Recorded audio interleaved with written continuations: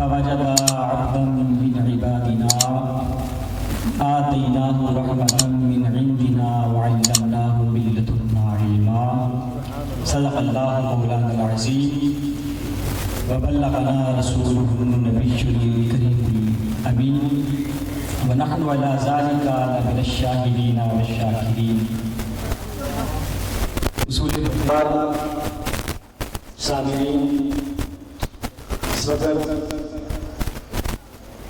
اس مرکز علم و عرفانی حضور سیدی محمد صاحب علیہ الرحمہ کے عرس پاک کی تقریب میں آپ سب لوگ حاضر ہیں.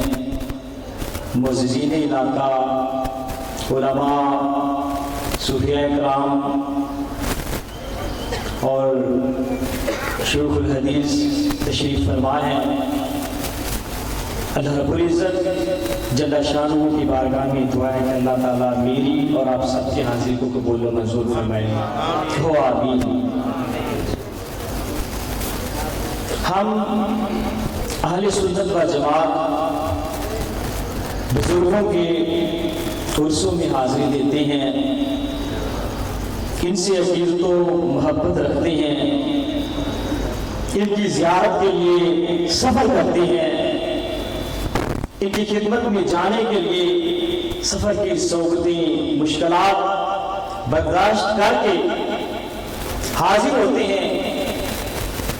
تو کیا ان کی بارگاہ میں جانا، ان کو تلاش کرنا، ان کی زیارت کرنا عذر شرعی جائز ہے یا نہیں ہے؟ تو میں نے اپنے اس موضوع کی کچھ تھوڑی سی وضاحت جو مختصر وقت میں ہو سکے قرآن مجید فرقان حمید کی ایک آیہ کریمہ سورہ کہف سے اس کا کچھ حصہ تلاوت کیا. اللہ رب العزت جل شانہ جناب حضرت سیدنا موسیٰ کلیم اللہ علیہ السلام حضرت یوشع بن نون کا ذکر فرماتا ہے. فرمایا فوجدا، یعنی جب حضرت موسیٰ علیہ السلام اور حضرت یوشع بن نون اللہ کے بندے کی تلاش کے لیے نکلے، فوجدا انہوں نے ان کو پا لیا. جب موسیٰ علیہ السلام اور یوشع بن نون علیہ السلام اللہ کے بندے کی تلاش کے لیے نکلے تو انہوں نے ان کو پا لیا. تو پتہ یہ چلا قرآن کریم فرقان حمید کے ارشاد سے کہ اللہ کے بندوں کو تلاش کرنا یہ سنت انبیاء ہے اور ان کو پا لینا یہ صلہ انبیاء ہے.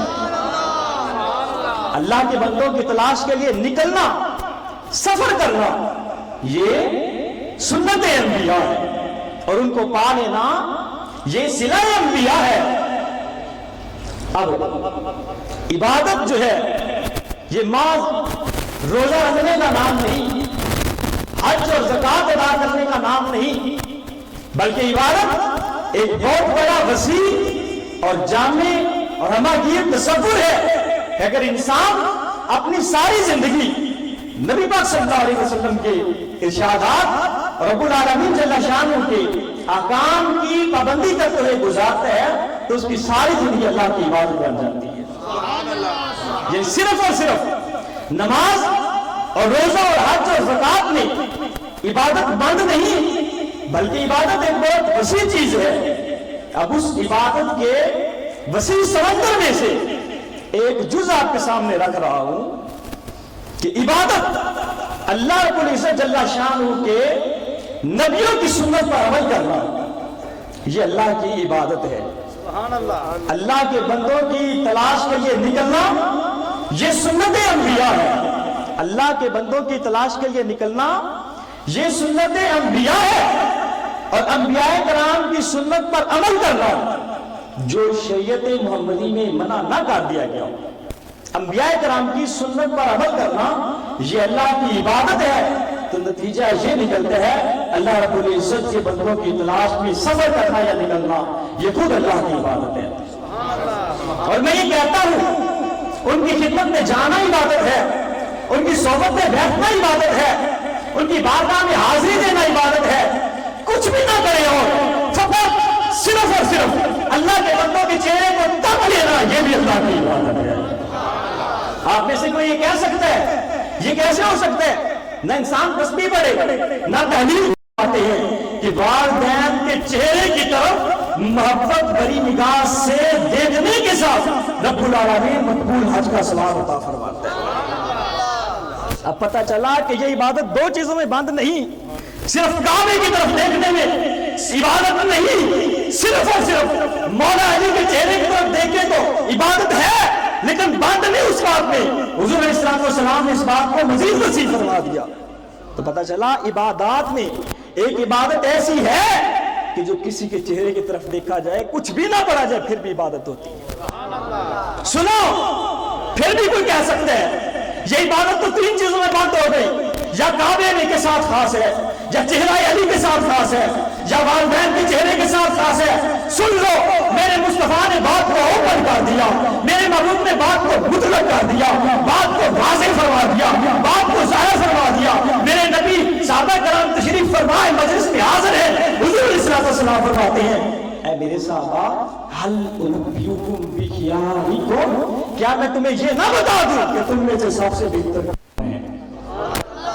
تو صحابہ کرام نے بہت ہی زیادہ توجہ کے ساتھ عرض کیا کہ یا رسول اللہ ارشاد فرمائیے۔ تو حضور علیہ الصلوۃ والسلام نے ایک قانون بتا دیا تاکہ بات کو تین چار چیزوں میں بند نہ رہے، ایک مطلق بات فرما دی، ایک قانون بیان فرما دیا، ایک علامت اور نشانی بیان کر دی تاکہ پلے علامت کو باندھ لیا جائے، قیامت تک جتنے بھی لوگوں میں یہ نشانی پائی جاتی جائے وہ سارے لوگ اس بات میں شامل ہو جائیں۔ حضور علیہ السلام نے فرمایا خیارکم الذین اذا ذکر اللہ، تم میں سے سب سے بہتر لوگ وہ ہیں جن کو دیکھا جائے تو خدا یاد آ جائے۔ نعرہ تکبیر، نعرہ رسالت، نعرہ رسالت، صاحبزادہ پیر محمد طاہر نوری۔ تو جس کام سے خدا یاد آئے، جس کام سے خدا یاد آئے، کیا وہ عبادت ہے یا نہیں؟ تو حضور صلی اللہ علیہ وسلم فرمایا اذا ذکر اللہ، بہتر لوگ وہ ہیں جن کے چہرے کو دیکھا جائے تو خدا یاد آ جائے۔ تو پتہ چلا عبادتوں میں اللہ رب العزت نے صرف یہ عبادت رکھی ہے کہ کچھ بھی نہ پڑھا جائے، نظر اٹھا کر ولی کے چہرے کو دیکھ لیا جائے، یہ بھی عبادت ہے۔ اب کیا سیدنا موسیٰ علیہ السلام تلاش کے لیے نکلے، خواجہ دا تو انہوں نے پا لیا۔ کسے پایا؟ کسے حاصل کیا؟ عبدم من عبادنا، میرے بندوں میں سے بندے کو۔ اب یہ بھی تو ہو سکتا تھا خواجہ دا عبدانا کہ میرے بندے کو پا لیا، الفاظ بھی تھوڑے تھے، بات بھی مکمل ہو رہی تھی، بات بھی کمپلیٹ ہو رہی تھی، لیکن فرمایا عبدم من عبادنا۔ تو یہ آیت ظاہر کر رہی ہے، یہ آیت واضح کر رہی ہے کہ بندے تو خدا کے بہت ہیں۔ ان کل من فی السماوات والارض الا آتی الرحمن عبدا، ساری کائنات میں ہر شے، یہ خشک و تر، جمادات، حیوانات، یہ شجر و حجر، یہ عرش اعظم سے لے کر تحت الثری پر ہر شے رب العالمین کے بارگاہ میں مقام بندگی پر فائز ہے۔ فرشتے اللہ کے بندے ہیں، قرآن کہتا ہے وَاللَّهُ، لیکن یاد رکھیے بندے تو سارے ہیں، لیکن بندگی کی جو شان، جو عظمت خدا نے انسان کو دی ہے، فرشتوں کی بندگی بھی انسان کی بندگی پر نشر کرتی ہے۔ لیکن بندوں کی کئی قسمیں ہیں، بندے ایسے ہیں جو اپنے مالک کے نافرمان ہیں، بات کو نہیں مانتے، کچھ ایسے ہیں جو مانتے تو ہیں لیکن عمل میں کمی بیشی بھی کر جاتے ہیں، جس طرح کہ ہم گناہگار لوگ ہیں۔ کچھ ایسے ہوتے ہیں جو مقام معذوریت پر فائز ہوتے ہیں، جو مقام معذوریت پر فائز ہوتے ہیں۔ وہ کون ہوتے ہیں؟ وہ اللہ کے خاص بندے ہوتے ہیں۔ فرمایا عبدم من عبادنا، میرے بندوں میں سے، بندے سارے خدا کے، لیکن بندوں میں سے کچھ خدا کے بندے، خدا کے بندوں میں سے اخص الخواص جناب سیدنا خضر علیہ السلام ہے۔ تو خضر علیہ السلام کا تو نام یہاں ہے ذکر یہاں ہے قرآن مجید میں، لیکن یاد رکھیے گا کہ یہ سارے کے سارے جو اللہ کے بندے ہیں، مقام معصومیت پر فائز ہونے والے، جو صبح و شام خدا کے نام کی تسبیح کرتے ہیں، الذین یذکرون اللہ قیاما وقعودا وعلی جنوبہم، جو کھڑے بھی خدا کو یاد کرتے ہیں، جو بیٹھے بھی خدا کو یاد کرتے ہیں، لیٹ جائے خاموش نہیں ہوتے، لب ہلتے رہتے ہیں، لب ہلتے رہتے ہیں، حرکتیں کرتے رہتے ہیں، وہ پہلوں کے بعد بھی خدا کی تسبیح کرتے ہیں، پھر بھی نہیں رکتے ہیں۔ رب الجلال جل شانہ بیان فرماتے ہیں ان کا صبح و شام اپنے رب کی یاد کرنا یہ دنیاوی منفیت کے خاطر نہیں، کسی ناموری یا شہرت کی خاطر نہیں، بلکہ کیا یریدون وجہہ رب العالمین کی رضا کے طالب ہیں۔ بندے تو پہلے ہی خدا کے ہیں، بندے تو پہلے ہی خدا کے ہیں، لیکن یہ بات تو اہل عشق جانتے ہیں، یہ بات تو اہل محبت جانتے ہیں، وہ ساری زندگی محبوب کے کوچوں میں طواف کرتے ہیں، اس کے اشارہ ابرو پر جان قربان کرتے ہیں، فقط ایک بات کی خاطر کہ محبوب ایک بار لب ہلا کر کہہ دے کہ تو میرا ہے۔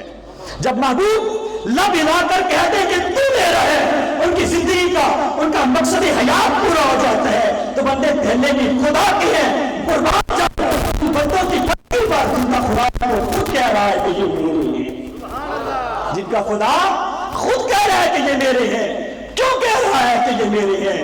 یاد رکھیے یہ رب العالمین کے بندے ہیں، یہ اللہ کو یاد کرتے ہیں۔ رب العالمین خود قرآن مجید میں فرماتا ہے حل جزاء الاحسان الا الاحسان، لوگوں احسان کا بدلہ احسان سے دو، احسان کا بدلہ احسان سے دو، احسان کا بدلہ احسان سے دو۔ تو جو خدا ہمیں سکھا رہا ہے کہ احسان کا بدلہ احسان سے دو، کیا وہ خود نہیں دے گا بدلہ؟ ضرور دے گا۔ قرآن کہتا ہے فاذکرونی اذکرکم، تم مجھے یاد کرو میں خدا تجھے یاد کروں گا۔ اب بندہ خدا کو اپنی حیثیت کے مطابق یاد کرتا ہے، بندہ بھی یاد کرتا ہے، خدا بھی یاد کرتا ہے۔ فاذکرونی، تم مجھے یاد کرو، یہ عمل ہے۔ اذکرکم، یہ جزا ہے۔ یہ کیا ہے؟ یہ جزا ہے۔ بندہ یاد کرے گا خدا کو، 50 سال کرے گا، 100 سال کرے گا، دنیا سے چلا جائے گا، لیکن رب العالمین کیسے یاد کرے گا؟ رب اس بندے کی یاد کے، اس کے ذکر کے ڈنگے اطراف عالم میں پھیلا دیتا ہے۔ پھر اس کی عالم یہ ہوتی ہے، شرق سے غرب تک لوگ آتے ہیں، حق باؤ کے نعرے لگاتے ہیں، سلطان باؤ کے نعرے لگاتے ہیں، داتا اجمیری کے نعرے لگاتے ہیں، خواجہ اجمیری کے نعرے لگاتے ہیں۔ کتنے لوگ یہاں حضرت وقت صاحب علیہ الرحمہ ان کے ظاہری پردہ پوشوں کو کتنے سال گزر گئے ہیں، آج بھی عقیدت مند حضرات، مریدین حضرات کتنی تعداد میں حاضر ہیں۔ کیوں آئے ہیں؟ اس لیے کہ رب العالمین جل شانہ نے ان کے نام کے ڈنکے کائنات میں بچا دی۔ اور لوگوں، رب العالمین کی طرف سے یہ لوگ مقام معصومیت پر فائز ہوتے ہیں، حکم ہوتے ہیں اے بندے تو نے مجھے یاد کیا، میں صلہ دوں گا، تیرا قول اس کو میں اپنا قول قرار دوں گا، تو فعل کرے گا، تیرے فعل کو میں اپنا فعل قرار دوں گا۔ اے میرے بندے تعظیم تیری ہوگی، اس کو میں اپنی عبادت قرار دوں گا، تجھے صلہ یہ دوں گا کہ تیرا دیکھا جائے گا، عبادت میری ہوگی۔ اذا روح ذکر اللہ، اذا روح ذکر اللہ، کہ جب ان کو دیکھا جائے تو خدا یاد آ جائے۔ جناب سیدنا موسیٰ علیہ السلام نے جب اللہ کے بارے میں عرض کیا تھا نا، ربی ارنی انظر الیک، یا اللہ میں تجھے دیکھنا چاہتا ہوں، اور کوئی صورت نہیں تھی، تو رب الجلال جل شانہ نے سید عالم صلی اللہ علیہ وسلم کی ذات کو سب سے بڑھ کر ہے، اللہ رب العزت نے کائنات میں کچھ چہرے ایسے بنا دیے کہ مجھ کو تو کلیم اللہ بھی نہ دیکھ سکے، تو مجھے دیکھنے کے لیے میری زمین پر کوئی ایسا بھی رستہ ہونا چاہیے، کوئی ایسا بھی طریقہ ہونا چاہیے۔ رب کائنات نے، دنیا نے کچھ چہرے ایسے بنا دیے جو رب کا ذکر کر کر کے اتنے حسین ہو گئے ہیں، اتنے نورانی ہو گئے ہیں، اتنے چمکدار ہو گئے ہیں، اتنے روشن ہو گئے ہیں۔ اذا روح ذکر اللہ، اس نے خدا کو دیکھنا ہو، خدا کے بندوں کے چہرے کو دیکھنا۔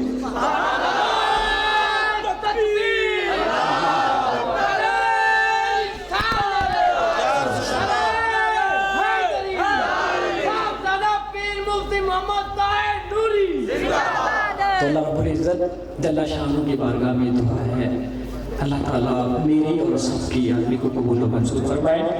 باقی دعوت الحمدللہ.